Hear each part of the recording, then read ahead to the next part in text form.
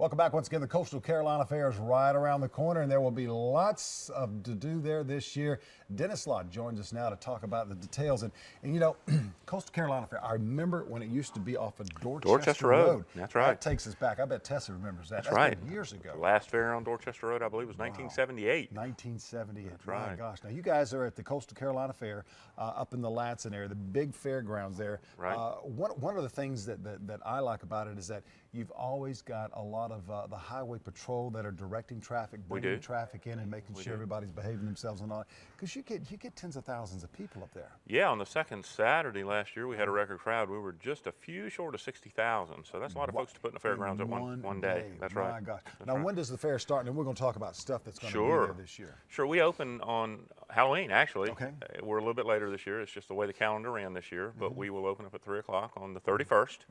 And we still had the 11th day. We added an 11th day last year, so we will go through the second Sunday, in November. So we'll go from the 31st to November the 10th. Now, you adding the second Sunday Yes. from last year found that was a very good success. Very, very big success for us. And we have been approached by the carnival and vendors and others for years and years and years about adding that second Sunday. Yeah. Being a volunteer fair, sometimes it's a little tough on the volunteers to actually ask them to come out for that last one additional day. But giving us 2 full weekends has been great, and we hope for great weather for both weekends, Tom. Oh yeah, well, you know, it's the fair has been tradition to bring in the winter, the winter climate, the winter temperatures. I know I've been there with my boys years ago. That was on a Saturday afternoon, and literally was in shorts and tennis shoes and a short sleeve shirt. And I went back the next day and literally had to be with Layered. a hoodie on, with right. gloves. I mean, it had dropped from like 72, 73 down into the 40s with wind. Yeah, and when it was on Dorchester Road, we always used to laugh because that was always, you know, when we were strutting around, that was the jock's first opportunity to wear our letter jackets usually during the fair There you go. for the year. So there you go. That's the time. Now, what's new at the fair this year? We, every year, we always try to add something new. There are several new rides. We have one new spectacular ride that I believe will be in one of the first stops that'll be here in the United States. Wow. We have several new kiddie rides. We're excited about having those in the kiddie lands for the kids.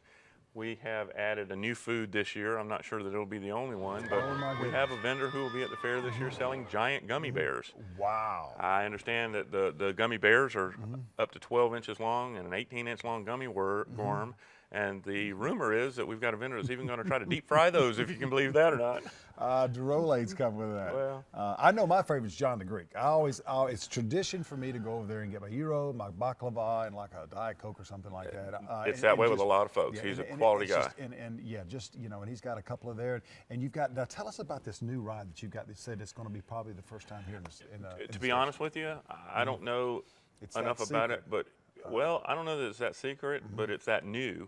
And part of the situation there is when it comes to those spectacular rides, all I know is they spin you in a bunch of different directions, so it ought to be fun to watch, even if you're not riding. Don't know whether you're coming or going. No, sometimes they're more fun to stand on the parkway and watch than they are to ride.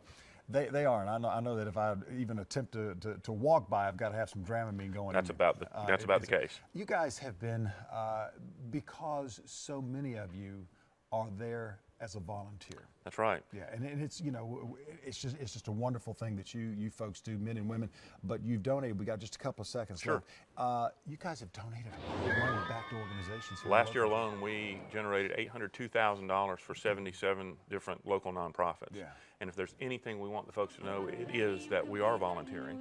Over 12,000 hours last year. Give it back. And we're not taking any money out of it. We turn everything we can right back into the community. So bless spend you, Dennis. dollars, Yes, sir. and they stay at home. Say hi to Joel for me, I man. will do that. All We'll right. talk to you soon. Sounds good. More after the break. Stay with us.